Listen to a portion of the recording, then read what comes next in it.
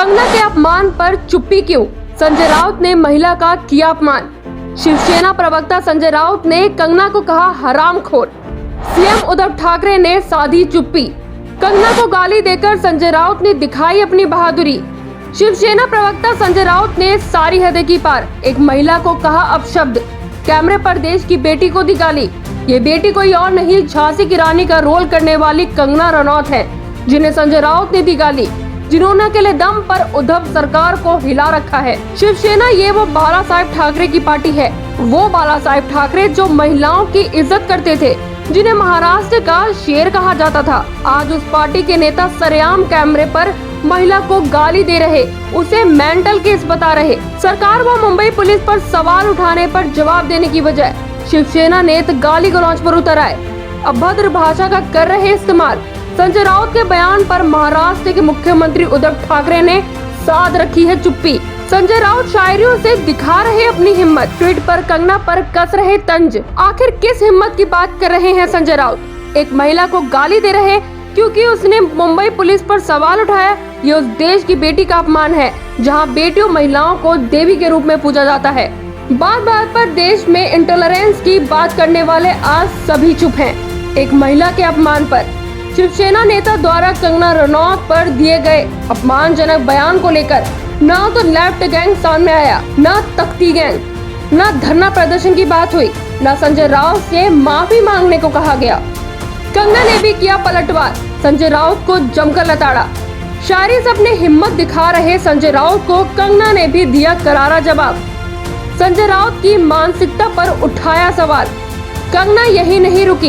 कंगना ने संजय राउत को लताड़ते हुए कहा, जब आमिर खान ने भारत में डर लगता है कहा था, तब तो किसी ने उन्हें हरामखोर नहीं कहा। जब नसीरुद्दीन शाह ने कहा कि देश में डर लगता है, तो किसी ने उन्हें हरामखोर नहीं कहा। संजय राउत ने कंगना को हरामखोर कहा तो महाराष्ट्र के गृह मंत्री अनिल देशमुख ने कंगना के महाराष्ट्र में रहने पर ही सवाल खड़े कर दिए। कंगना ने मुंबई पुलिस की कार्य प्रणाली पर सवाल क्या खड़े किए। पूरी महाराष्ट्र सरकार कंगना के पीछे पड़ गई, धमकियां दी जाने लगी, कंगना की जबड़ा तोड़ने तक की बात की गई। शिवसेना की महिला कार्यकर्ता थप्पड़ जलने की बात कर रही तो कंगना ने भी ललकारते हुए कहा, आ रही हूँ 9 सितंबर को मुंबई, जो उखाड़ना है उखाड़ लो। संजय राउत जी, आपने मुझे कहा कि मैं एक हरामखोर लड़की हूँ। आप एक सरकारी मुलाजिम हैं, एक मंत्री, आप तो जानते ही होंगे कि इस देश में हर दिन नहीं हर घंटे कितनी लड़कियों के बलात्कार हो रहे हैं, कितनी लड़कियों का शोषण किया जा रहा है, उनकी बॉडीज काट के ऐसी डाल के फेंक दी जा रही है, उनकी काम की जगहों पे उनको गालियां दी जा रही है, उनका अपमान किया जा रहा है, उनके खुद के पति उनके कान, नाक, मुंह, कान, जबड़े तोड़ रहे हैं। और आपको पता है इसका जिम्मेदार कौन है? इसका जिम्मेदार है ये जो मानसिकता आपने, जिसका भौंडा प्रदर्शन पूरे समाज के सामने, पूरे देश के सामने किया है, वो मानसिकता इसकी जिम्मेदार है। और इस देश की बेटियां आपको माफ नहीं करेगी संजय जी। आपने उन सब महिलाओं का शोषण करने वालों को सशक्तिकरण किया है, इस देश की बेटियां आपको माफ नहीं करेंगी। जब आमिर खान जी ने कहा था मुझे इस देश में डर लगता है, तब उनको किसी ने हरामखोर नहीं कहा, या जब नसीरुद्दीन शाह जी ने कहा था तब उनको किसी ने हरामखोर नहीं कहा। जो मुंबई पुलिस की मैं तारीफ करते हुए नहीं थकती थी, आप देख लीजिए मेरे पुराने कोई भी इंटरव्यूज, आज जब वो पालघर की लिंचिंग में साधुओं को के सामने वो कुछ नहीं करते हैं, खड़े रहते हैं, या एक लाचार बाप जैसे कि सुशांत के पिताजी उनकी एफआईआर नहीं लेते हैं, मेरी स्टेटमेंट नहीं लेते हैं, तो इस प्रशासन के चलते हुए अगर मैं उनकी निंदा करती हूं, ये मेरी अभिव्यक्ति की आजादी है, मैं उनकी निंदा करती हूं।